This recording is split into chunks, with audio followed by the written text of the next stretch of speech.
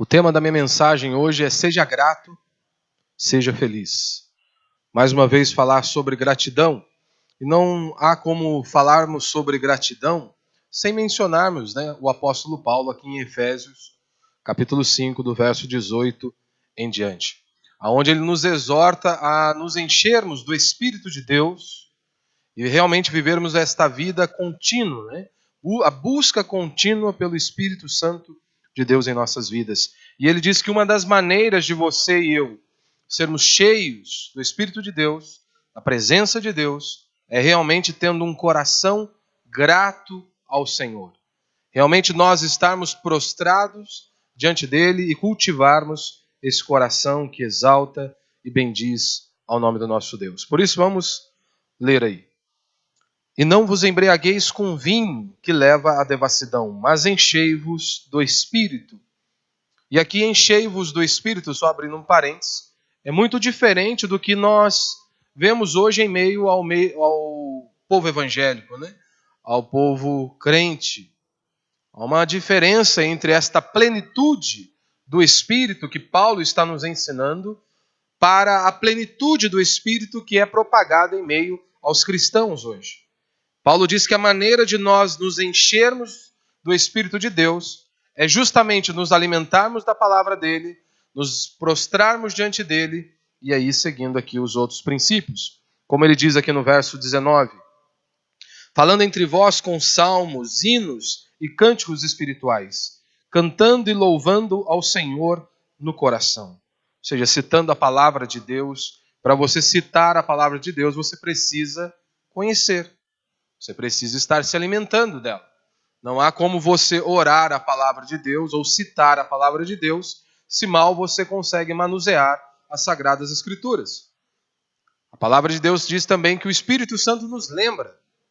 Só vai te lembrar se você leu, se você meditou, se você se prostrou diante dela. Senão não haverá como lembrá-lo. E aí ele diz, cantando e louvando ao Senhor no coração, cânticos espirituais. Realmente cantarmos canções que glorifiquem ao Senhor. Você não pode se esquecer que o objetivo do culto não é te fazer feliz. O objetivo do culto, em primeiro lugar, não é resolver os seus problemas conjugais, financeiros. Quando você sai da sua casa, quando nós saímos dos nossos lares, nós dizemos que vamos cultuar a Deus. Ou seja, viemos aqui para celebrá-lo, para adorá-lo, independente de como as nossas vidas estejam. Independente de como foi ou tem sido a sua semana até esse exato momento. Você saiu de sua casa com o único objetivo de glorificar ao Senhor.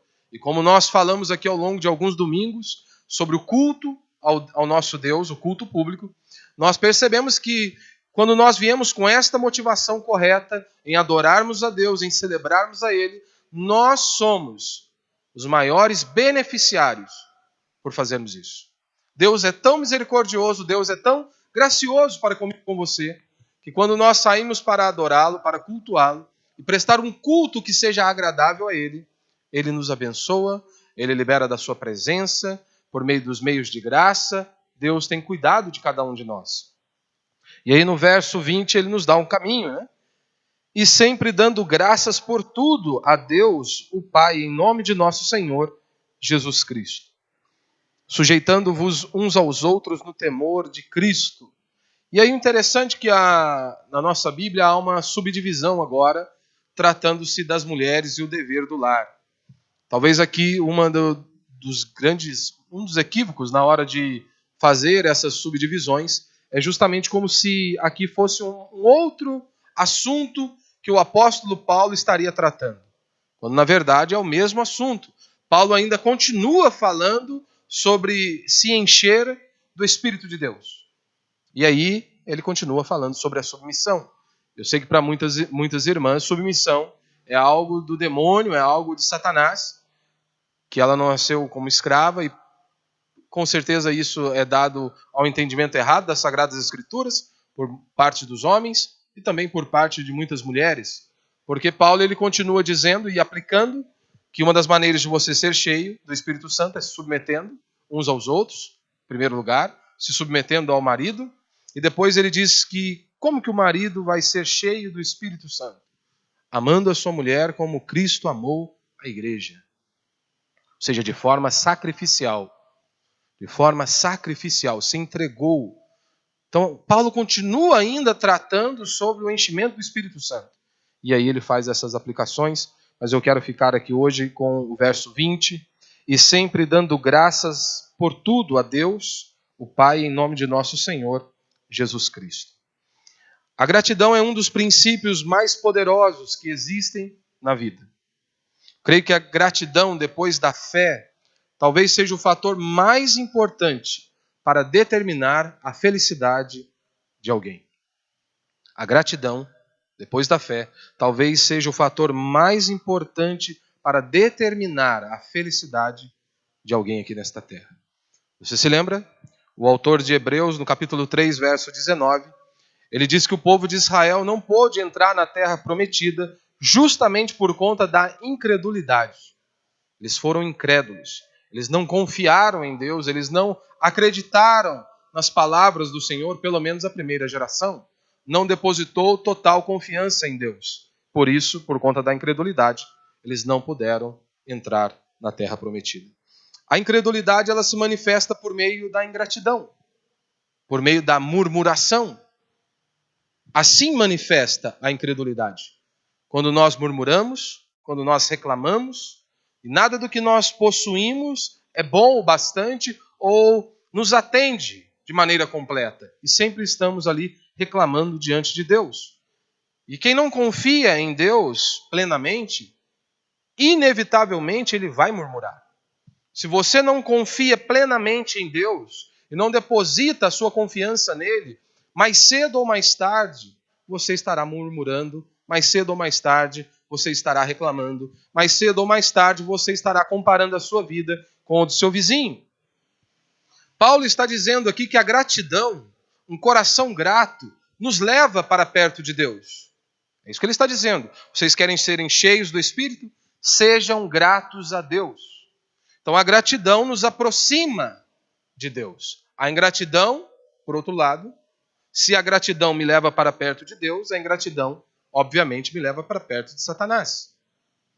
A gratidão me aproxima de Deus, a ingratidão me afasta de Deus.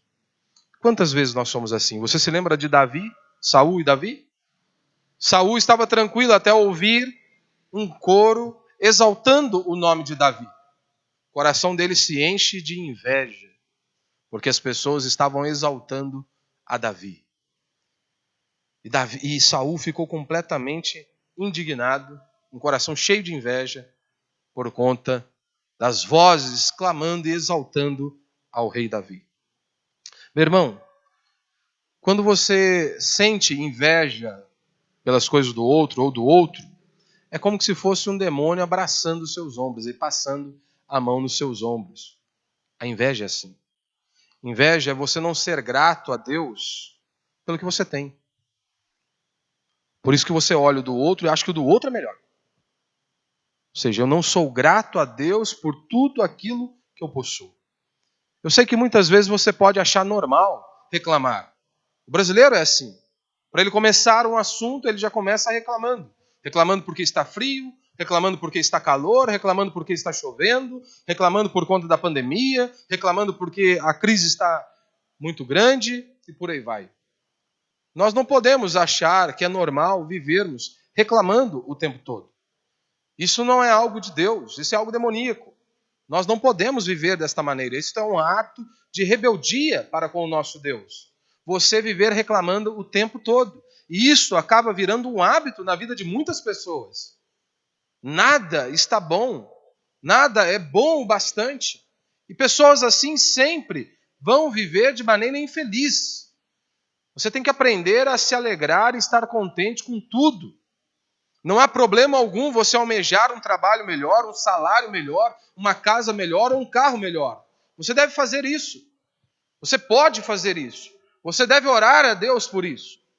Mas nunca se esqueça de ser grato a Deus por aquilo que está em suas mãos.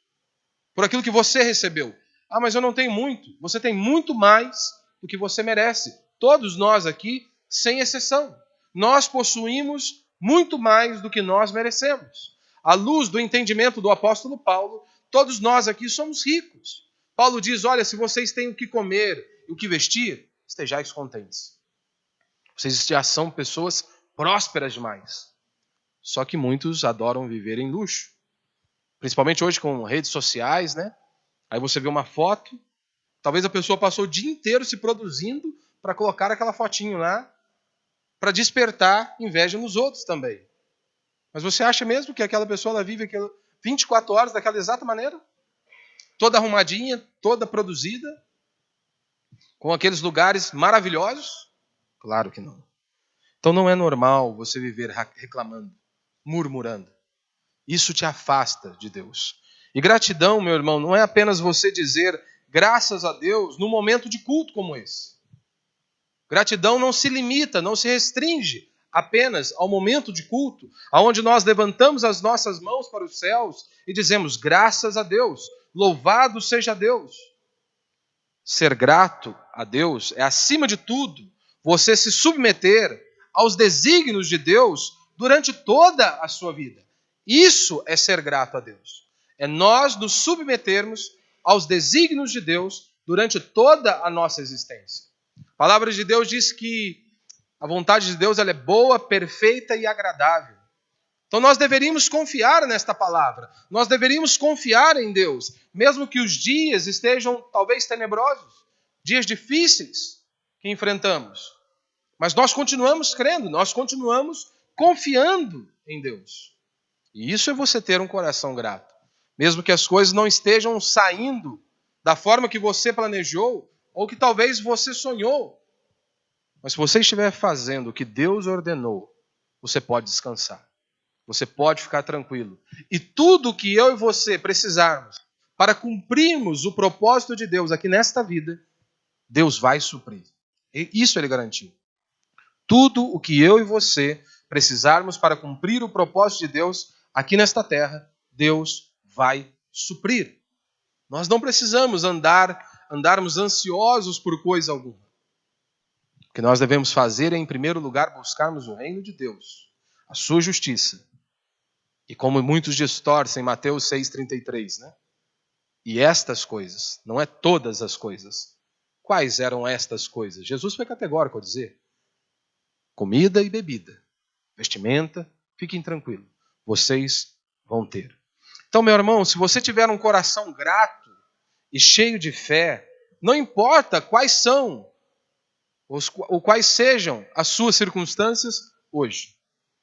Não importa. Se você tiver um coração grato e cheio de fé, não importa o tamanho dos seus problemas ou o tamanho das suas adversidades. Se você é um cristão genuíno, você jamais viverá se arrastando como um ímpio vive se arrastando. Um cristão, por maior que sejam as dificuldades, se ele cultiva um coração grato e cheio de fé, ele continua com esperança e confiante em seu Deus. Eu sei que em alguns momentos de nossas vidas, a angústia virá, as tribulações virão, as dificuldades estarão batendo à nossa porta. Você não precisa orar para que elas venham, elas estarão diante de nós. Dias tenebrosos, como a Escritura diz, né? Parece o dia mau. Muitas vezes nós não vivemos o dia mau, dias maus, semanas, meses de aflição e angústia. Mas nós não precisamos deixar que isso faça morada, fixe morada em nós. Nós vamos passar por angústias e aflições, mas nós não podemos permitir que isso acabe fixando em nós morada. O cristão ele precisa se lembrar, ele vai passar por momentos difíceis, mas ele continua confiando em Deus, ele continua depositando a sua esperança em Deus. Porque Jesus disse: eis que estarei convosco todos os dias, até a consumação dos séculos. Hoje muitas pessoas ficam preocupadas se a mulher estará com eles até o final da vida, se os filhos permanecerão com eles até o final da vida, se o pastor vai ficar com eles até o final da vida. Meu irmão, pouco importa se eles ficarão conosco ou não, se a sua esposa ficará com você, se o seu filho ficará com você, seja lá quem for. E com isso, em hipótese alguma, eu estou desprezando a minha família, desprezo o meu casamento, desprezo os meus filhos, desprezo os meus irmãos. Mas as pessoas, por mais que elas nos amem, e essas pessoas foram Deus que colocou ao nosso lado, e por mais que elas nos amem, e nós também as amamos, as pessoas morrem. As pessoas nos deixam. Nós não temos o domínio sobre a vida de ninguém. Outros podem ficar loucos, outros podem nos trair e nos abandonar.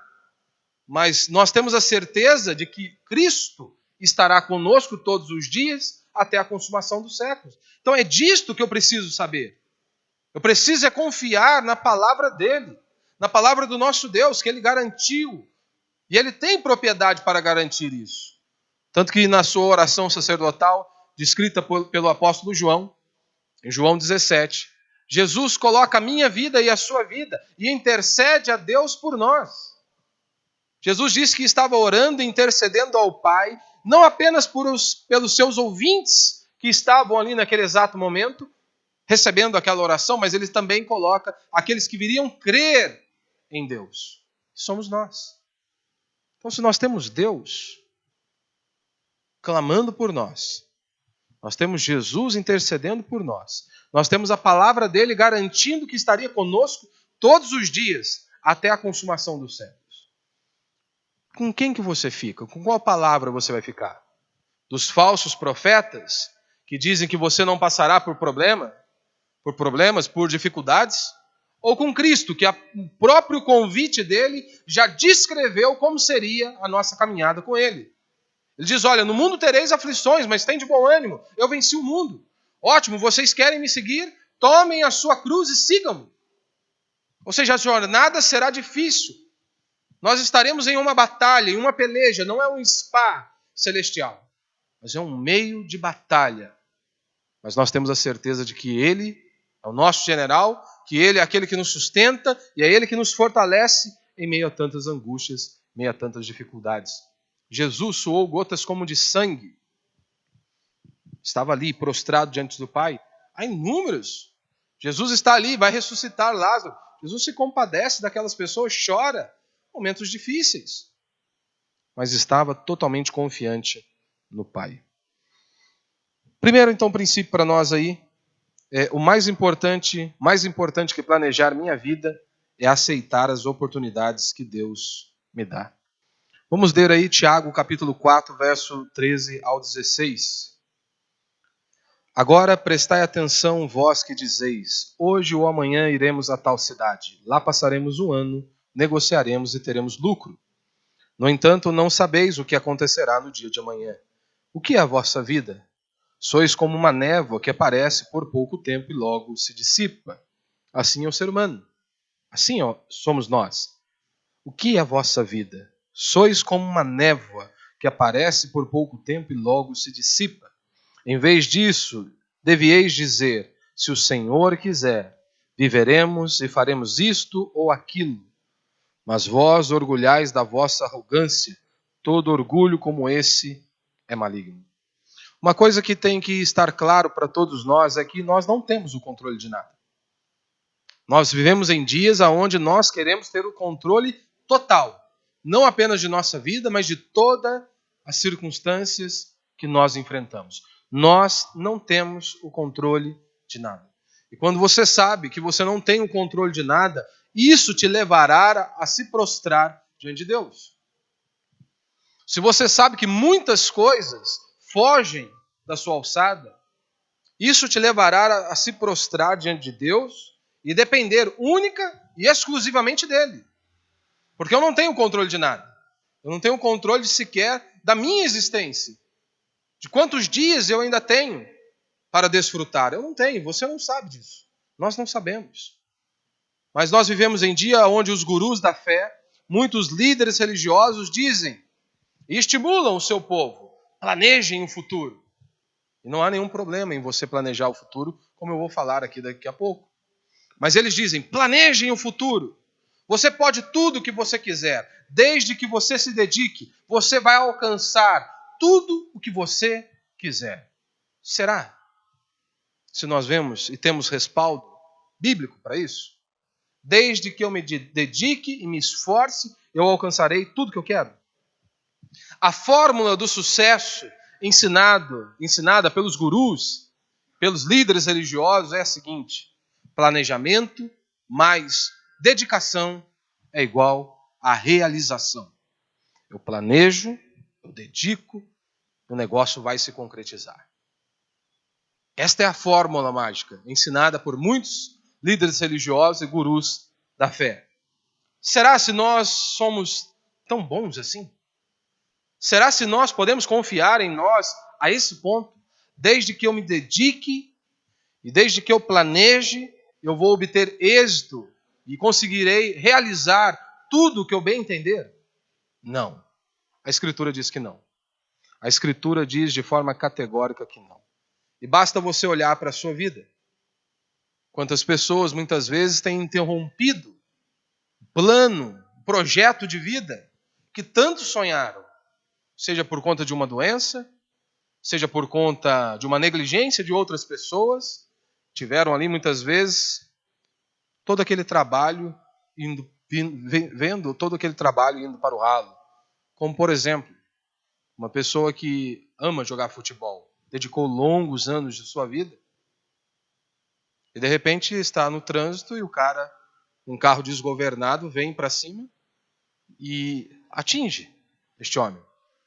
E ele então é obrigado a amputar a sua perna. Não foi por conta de negligência dele, mas foram coisas que estavam fora do controle dele. Um outro carro completamente desgovernado, partiu para cima dele. E ele precisou amputar a perna. Todo o sonho, todos os anos de dedicação ruíram, foram por água abaixo. E aí? Será se nós temos mesmo todo o controle da nossa existência? Desde que eu planeje e me dedique, eu vou alcançar o meu objetivo? Nós não podemos tudo o que nós queremos. Nós podemos aquilo que Deus permite. Então lembre-se disso. Nós não podemos tudo o que queremos, e sim o que Deus permitir. O que Deus permitir que eu e você façamos, nós vamos fazer. Como diz Provérbios 16, 9. O coração do homem planeja o seu caminho, mas o Senhor lhe dirige os passos. Provérbios vai dizer também que o coração do rei está nas mãos do Senhor. O Senhor o conduz. Nós vivemos em dias onde que você deve planejar e a curto, médio e longo prazo, para que você então possa ser considerado uma pessoa sólida, uma pessoa com inteligência, uma pessoa que pensa no amanhã. E quando nós olhamos, por exemplo, para Abraão, diz o texto que Abraão saiu para uma terra sem saber para onde ia. Imagine os religiosos, os líderes religiosos de hoje, e muitos cristãos olhando para Abraão, se nós descrevêssemos esta figura, sem citar ou sem mencionar que era o pai da fé que estava vivendo este momento. Imagine você hoje, os cristãos hoje, eles não conseguem dar um passo confiando em Deus. Eles querem que todo o chão esteja completamente sólido para que eles mudem o próximo passo. Não há uma confiança, uma dependência em Deus. Nós só queremos mudar o passo e dar o próximo passo se nós tivermos certeza de que realmente estaremos pisando em algo sólido. Se você cita a vida de Abraão, Abraão saiu sem saber para onde ir. Se você não cita o nome de Abraão, o que muitos iriam dizer ou irão dizer? Este homem é louco. Este homem está caminhando rumo ao fracasso, porque ele está indo sem saber para onde vai. Este homem está indo rumo ao fracasso. Mas nós sabemos que não, Abraão estava completamente confiante em Deus e dependendo totalmente de Deus. Imagine ele pegando a sua mulher e talvez esperando de Abraão uma resposta. Para onde nós vamos? Para onde nós iremos? Também não sei. O Senhor vai nos conduzir. O Senhor vai nos guiar. Há muitas coisas que eu e você não vamos poder fazer. Você tem um exemplo do rei Davi. Davi foi um homem também com grandes coisas, com grandes conquistas. Mas Davi não pôde tudo o que ele quis. Mesmo possuindo riqueza, bens, mesmo sendo um homem segundo o coração de Deus, o próprio Deus disse a ele: não, Davi, você não vai construir um templo. Te dou autorização e permissão para que você faça outras coisas, mas isso você não vai fazer. Se fossem nossos dias, o que os pastores ensinariam? Você tem que decretar a Deus. Você tem que determinar a Deus o que você quer. Chegam a esse absurdo. Você deve colocar a Deus contra a parede e dizer o que você quer. Decrete a Deus e então vai acontecer da maneira que você quiser. E aí então eles ainda aplicam um jejum ali. Você deve jejuar e então decretar a Deus o que você quer. Negligenciando totalmente o princípio do jejum. Jejum não é barganha para com Deus. Você não jejua para barganhar com Deus. Porque eu quero receber algo de Deus. Jejum nessas escrituras está ligado a quebrantamento. Você se prostrar diante do Senhor e ali a cada dia mais reconhecer as suas falhas, os seus pecados, as suas limitações. E é claro que nós podemos orar por outras coisas. Mas a base do jejum, em primeiro lugar, não é para você fazer barganha com Deus. É que é realmente um coração contrito e quebrantado diante do Senhor. Mas muitos líderes religiosos nos ensinam isso. Faça um jejum, então Deus vai te abençoar. Faça uma troca e Deus vai te abençoar. E se não der, é claro, você não teve fé.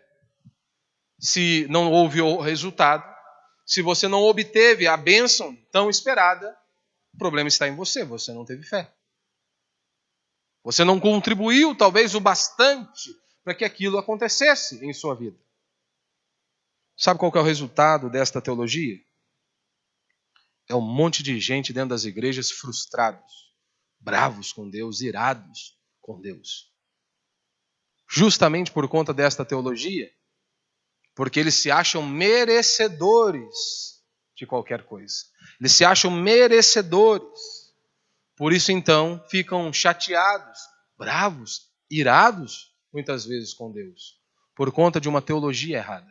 Porque se você estiver fundamentado e a sua vida estiver pautada nas Sagradas Escrituras, você sabe que eu e você, nós não merecíamos nada, a não ser a morte e o inferno. Mas os cristãos não aceitam isso. Nós merecíamos a morte e o inferno. A morte porque nós transgredimos os mandamentos de Deus. O inferno porque nós quebramos os mandamentos do Senhor. E nós não podemos por nós mesmos nos salvar. Então é isso que nós merecíamos. Se eu tenho uma convicção clara do que eu merecia, e hoje eu olho para a minha vida, e eu vejo de onde Deus me tirou, e tudo aquilo que Deus fez, e que eu um dia estarei com Ele com base nos méritos de seu Filho na cruz do Calvário, eu só tenho motivos de sobra para agradecê-lo. Eu não tenho motivos para ficar aqui barganhando ou querendo ficar irado contra o meu Deus. Porque Ele já me deu a coisa mais preciosa, que é a vida eterna, que é poder estar com Ele por toda a eternidade. Então, por isso é muito importante você ter um entendimento correto e frequentar um local onde tem uma fidelidade para com as Escrituras, para que você seja alimentado da maneira correta e conhecendo a verdadeira palavra de Deus. Porque se você não consegue se enxergar como um pecador, como diz Isaías, da planta dos pés ao alto da cabeça, completamente depravado, você terá uma grande dificuldade de perceber a bondade de Deus, a misericórdia de Deus, porque afinal de contas, Deus sempre estará em dívida com você, pois você acha que merecia muito mais. Então, quando você olha para o vizinho e parece que ele possui muito mais coisas que você então começa a querer colocar Deus contra a parede, porque você também se acha nesse direito. Mas se tem um entendimento correto, eu estou no lucro. Eu merecia a morte e o inferno. Deus foi misericordioso comigo. Me resgatou da lama, me resgatou do pecado, me fez filho dele. E eu vivo para a glória dele. Por um lado, nós vemos que tem muitas pessoas que eles não conquistam nada, justamente porque são preguiçosos. Provérbios diz, olha, preguiçoso vai ter com a formiga. Aprende lá com a formiga, veja como que ela trabalha, como que ela executa o seu trabalho. Então muitos, é claro, não prosperam em suas vidas justamente porque são preguiçosos, porque são vagabundos, não querem trabalhar, não querem fazer nada. É óbvio que pessoas assim nunca vão prosperar. Há outros também que não prosperam justamente porque estão em pecado. Porque simplesmente negligenciam a palavra de Deus. E é claro que a mão de Deus estará sobre eles, pesando. Deus estará ali corrigindo, porque Deus corrige os seus filhos. Nós vemos o povo de Israel. Quantas vezes sofreram, quantas vezes não avançaram, justamente porque não obedeceram a Deus. Mas por outro lado, nós temos homens que foram fiéis, esperavam da vida um caminho e de repente se depararam com outra situação. Homens fiéis, servos de Deus, que talvez planejavam algo e de repente se depararam com um cenário completamente adverso, mas continuaram acreditando em Deus. Não acreditem em homens, como nós temos em nosso país, que diz que você tem a borracha que pode apagar os planos de Deus. Não, você não tem esse poder. Nós não temos esta autonomia. Se você duvida, pergunta para Jonas, por exemplo. Jonas decide ir contra a vontade de Deus. Jonas poderia ter levado uma viagem talvez muito tranquila, se obedecesse à voz de Deus. Simplesmente ele decidiu fazer birra. Não, eu não vou para onde Deus está me mandando. O que Deus fez para Jonas? Você se lembra? Deus foi para o canto chorar? Não. Deus simplesmente havia dado uma ordem para Jonas. E Jonas iria se submeter a esta ordem. Queira ele gostasse ou não. Jonas poderia talvez ter levado uma viagem tranquila, mas ele foi dentro da barriga de um peixe. Simplesmente porque ele quis afrontar ao Deus vivo todo-poderoso. Então nós não temos a borracha que apaga os planos de Deus. Não. Um cristão genuíno, ele não ora para mudar a vontade de Deus. Como que você vai mudar algo que é perfeito? A vontade de Deus, ela é boa, perfeita e agradável. Então um cristão genuíno, ele ora todos os dias para que a vontade de Deus se cumpra em sua vida, se cumpra em sua família, que ele existe para a glória de Deus. E a oração dele é baseada nisso. Senhor, que cumpra a tua vontade. Que o Senhor possa fazer a tua vontade. O que nós fazemos nesta hora? Sendo fiel a Deus, servo de Deus, parece que as coisas não estão trilhando, caminhando do jeito que nós planejamos. O que nós fazemos nestas horas? Nós devemos fazer como Davi. Eu não tenho tudo o que eu quero, mas eu possuo muito mais do que eu mereço. Da onde Deus tirou o Davi? O próprio pai talvez não desse tanto crédito ao menino. Davi já havia visto grandes feitos, o grande cuidado de Deus para com ele. Deus dizer não, eu estou no lucro. Eu estou no lucro, eu posso não ter tudo o que eu quero, mas eu possuo muito mais do que eu mereço. E é exatamente isso comigo e com você. Nós podemos não possuir tudo o que nós queremos, mas eu e você possuímos infinitamente mais do que nós merecemos. Deus tem sido gracioso para comigo e com você. O grande problema é que as pessoas querem ser um sucesso. As mídias sociais apenas trouxe isso à tona. O quanto que nós adoramos o aplauso dos homens. O quanto que nós queremos estar ali nos holofotes da vida, querendo mostrar, provar para alguém que somos alguém nesta existência. E muitos líderes religiosos eles têm trilhado nisso, este caminho. Não há preocupação em ser fiel a Deus, a sua palavra, em fazer a vontade de Deus, mesmo que seja num lugar completamente distante dos holofotes. Nós percebemos isso pelas profecias que são liberadas dentro das igrejas. Deus te chamou para a capital. Deus te chamou para um lugar de destaque. Nós nunca vemos profecias dizendo, olha, Deus te chamou para você pastorear lá meia dúzia de pessoas. Uma cidade completamente distante. Nós não vemos profecias assim. E se houver, poucas podem existir. Poucos estarão ali dispostos a realmente se submeter à palavra de Deus. Porque nós amamos os holofotes. Nós amamos estar ali diante dos holofotes da vida e tendo nosso nome celebrado. E isso vai trazer frustração. Quantos homens vivem assim? Quantos servos de Deus vivem assim? Angustiados. Porque talvez eles queriam estar na capital. Queriam estar numa cidade grande. Para que então tenha o seu nome ali exaltado entre aquelas pessoas. Quem vive assim vive frustrado. Por isso que você deve fazer o melhor com as oportunidades que Deus te deu. Faça o melhor aonde Deus te colocou. Faça o melhor. Se submeta à vontade do Senhor. Ore para que a vontade do Senhor se cumpra em sua vida. É assim que nós temos que viver. Se queremos realmente sermos felizes, temos que aprender a nos dobrarmos diante de Deus e a nos submetermos e sabermos que sem Ele nós não somos nada. Jesus já foi categórico ao dizer isso. Sem mim, nada podeis fazer. Sem mim, vocês não são nada. Então, meu irmão, se você está fazendo o que Deus te mandou fazer, acabou. Não importa quantas pessoas estejam, qual lugar você esteja, não importa se você não esteja recebendo um tapa nas costas, você continua fazendo com excelência, você continua fazendo para a glória de Deus e você continua no mesmo ritmo.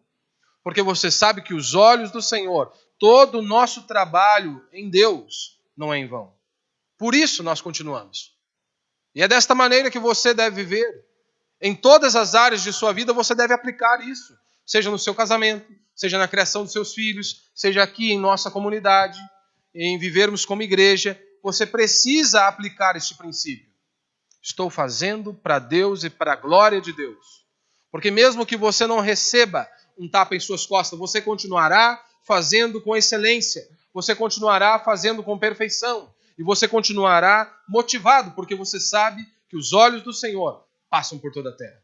E você sabe que o seu trabalho em Deus não é em vão.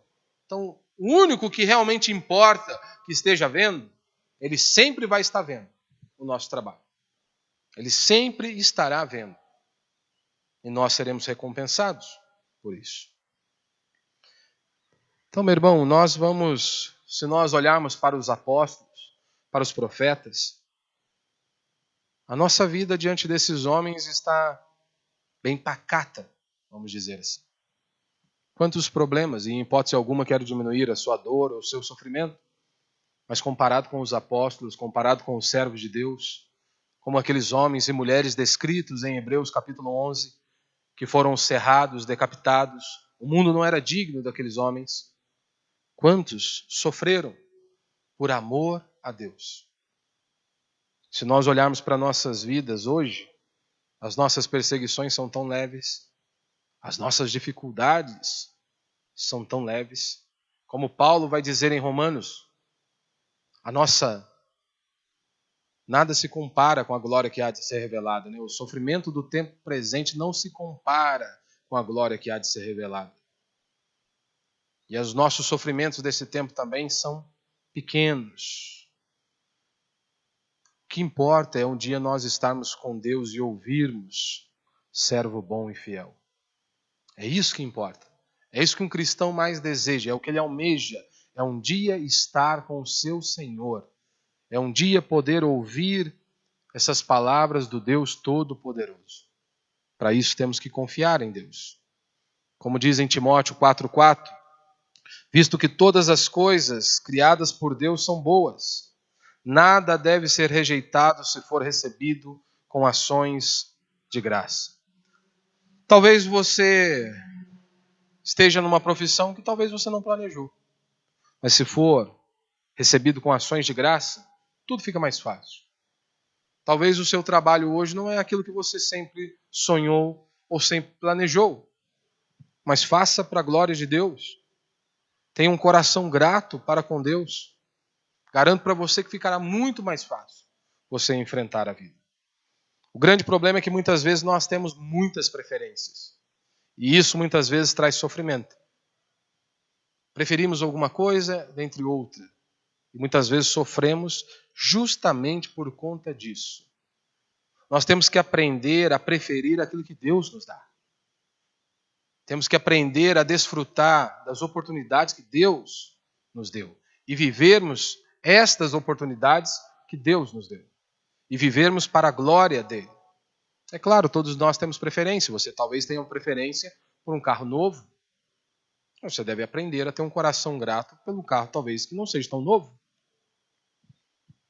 Não há problema você orar e pedindo para que Deus te abençoe. Mas você deve ter um coração grato a Deus por aquilo que você tem. E louvá-lo, bendizer a ele. quantas pessoas infelizes, porque se apegam demais aos seus gostos. Por isso sofrem. Sofrem. Muitos vivem infelizes por conta disso. Se apegam demais aos seus gostos, ao invés de viverem para a glória de Deus e desfrutarem daquilo que Deus lhes deu. Então nós temos que ter um coração assim grato e temos que estar atentos. Eu tenho que gostar daquilo que Deus me deu, daquilo que Deus permitiu que eu tenha. E eu devo preservar, devo cuidar e devo agradecer a Ele. Porque senão você vai sofrer. Planejamento é pecado? Claro que não. Mas arrogância é pecado. Não há problema algum você se planejar e se programar. Mas quando o seu coração se enche de arrogância, isso sim é pecado. O que nós temos que fazer é sempre dar o nosso melhor e nos dedicarmos, se nós temos algum objetivo. Mas se não der, você tem que aceitar a cruz de Cristo e ponto final. Você deve se dedicar, você deve se esforçar, você deve fazer com excelência. Mas se Deus disse não, acabou. Se Deus disse não, eu simplesmente paro. E eu vou para o caminho que Ele me ordena. E ponto final. Imagine Paulo, dentre os servos de Deus aqui do Novo Testamento. Paulo foi o homem mais usado por Deus para escrever o Novo Testamento. Uma grande parte do Novo Testamento foi escrita pelo apóstolo Paulo. Imagine o apóstolo Paulo. Talvez você ache que os planos de Paulo era ficar preso. Com todo conhecimento, com tanta sabedoria. Será se o objetivo dele é eu vou começar a glorificar a Cristo e bendizer ao nome de Cristo e tomara que me levem para a cadeia? Claro que não. Claro que não. Mas a vontade de Deus ela é boa, perfeita e agradável. Talvez quantas cartas, como por exemplo em Romanos mesmo, Paulo não conseguiu estar com aqueles irmãos, precisou escrever suas cartas. Muitas de suas cartas foram escritas na prisão. E quantos de nós somos abençoados pelos escritos do apóstolo Paulo? Como, por exemplo, Romanos. Uma epístola fenomenal. A descrição do Evangelho, a pregação do Evangelho. Talvez se Paulo tivesse a oportunidade de estar com aqueles irmãos, nós não teríamos a epístola. Nós não teríamos. Mas tudo estava no controle de Deus. As epístolas que Paulo escreve nas prisões, poderia fazer como muitos hoje, com sofrimentos infinitamente menores, reclamar, ficar ali irado contra Deus, mas não foi isso que o apóstolo Paulo fez. Ele não ficou chorando pelos cantos, ele não ficou ali lambendo as feridas, mesmo quando todos o abandonaram, como ele diz, na minha primeira defesa, ninguém foi ao meu favor. Ninguém foi lá para me defender. Mas ele continua inabalável, escrevendo para orientar, para instruir a igreja de Deus. Você acha que aquele homem, o que ele mais desejava era estar na cadeia? Mas eu estou na cadeia. E aí? O que eu vou fazer? Parar? O que eu posso fazer? Escrever. Ótimo, vamos escrever. Escreve suas cartas. Então é exatamente isso que eu e você também temos que fazer. Temos que fazer o melhor com as oportunidades que Deus nos deu. Pedir para Deus nos conduzir e nos guiar em todos os momentos de nossa vida. E aí é o meu segundo princípio. Mude o que dá para mudar, aceite o que não dá. O que dá para mudar, nós mudamos. O que não dá para mudar, acabou. A gente aceita que dói menos. Como Paulo diz em 1 Coríntios 7, 21, foste chamados sendo escravos? Não te preocupes com isso. Imagine um camarada escravo ouvindo o ensino de Paulo. O cara não tem nem vida, tudo que ele tem é propriedade do seu senhor. Paulo olha e diz, olha, você foi chamado sendo escravo? Fica tranquilo, não se preocupe com isso não. Paulo, talvez você não esteja vivendo a minha vida, né? Você falou para mim não ficar tranquilo aqui, não se preocupe com isso não. Mas ele diz, mas se ainda podes conseguir a tua liberdade, aproveita a oportunidade. Ou seja, o que dá para mudar, mude. O que não dá, aceite. Dá para mudar o emprego? Muda. Se não dá, fica de boa. Casou, dá para mudar de mulher? Aqui não dá. Aí você aceita. Por isso abre bem os olhos antes de casar. Depois que casou, fecha. Fecha os olhos e vai até o final da vida. Acabou. Tem coisas que não dá para mudar. Ah, pastor, mas Deus não quer que a gente suporte. É mesmo? Quer sim. Quer? Se até os irmãos tem hora que você tem que suportar uns aos outros. Né? Tem que suportar.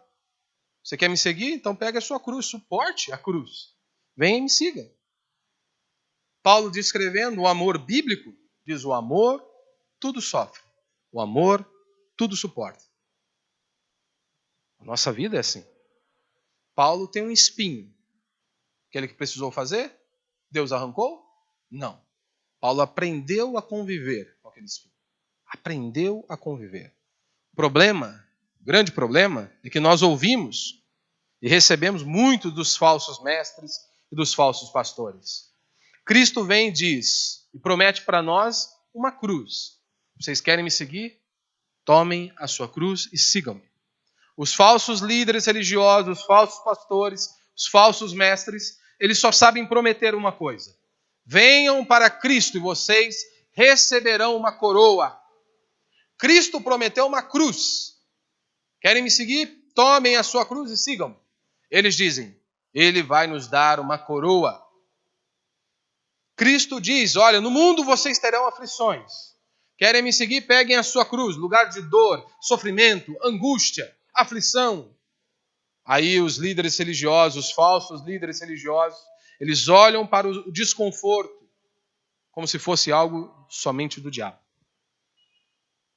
Cristo diz, olha, vocês vão passar por privações. Eles me perseguiram, é claro, eles vão perseguir vocês.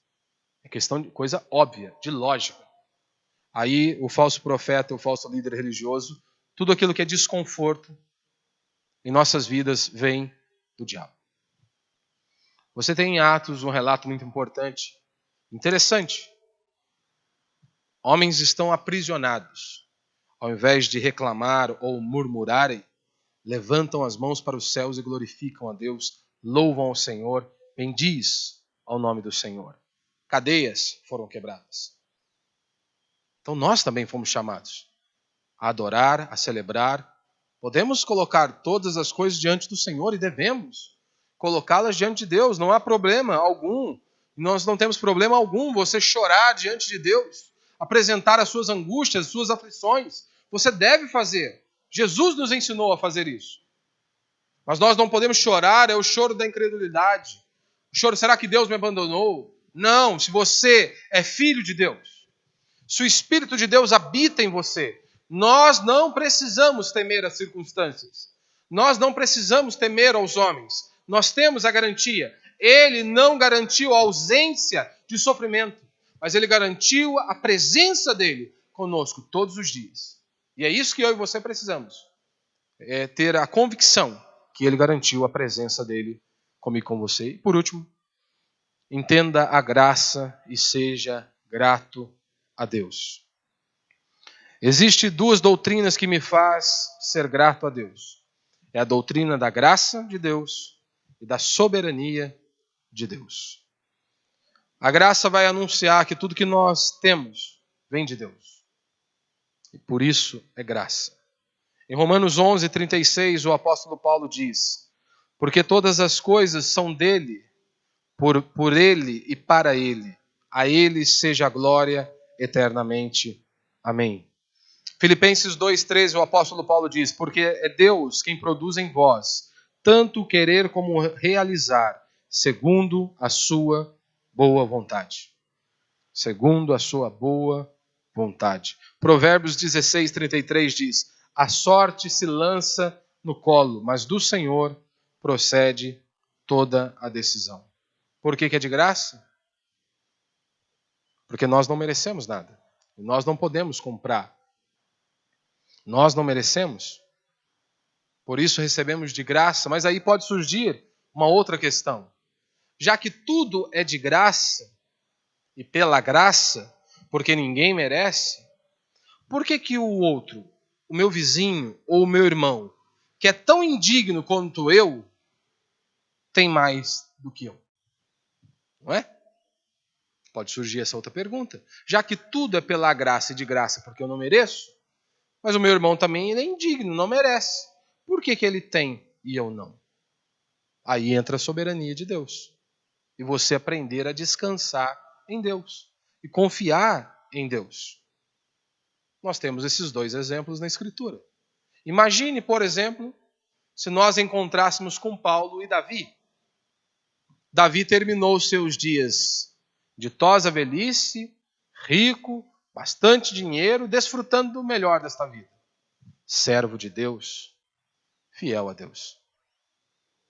E nós temos o apóstolo Paulo de outro lado, que termina os seus dias numa cadeia, com apenas os seus livros e sua capa.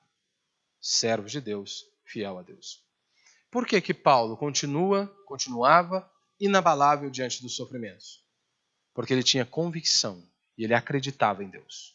Ele confiava que Deus estava preparando para ele uma coroa. E ele ainda diz, não apenas a ele, mas a todos aqueles que servem a Deus. Nós temos homens que foram fiéis, Nós temos homens que foram fiéis e não tiveram resultados. Como, por exemplo, Noé, Jeremias. E nós temos outros homens que não foram fiéis a Deus e tiveram resultado. Como assim? Por exemplo, Jeremias foi um servo de Deus fiel a Deus.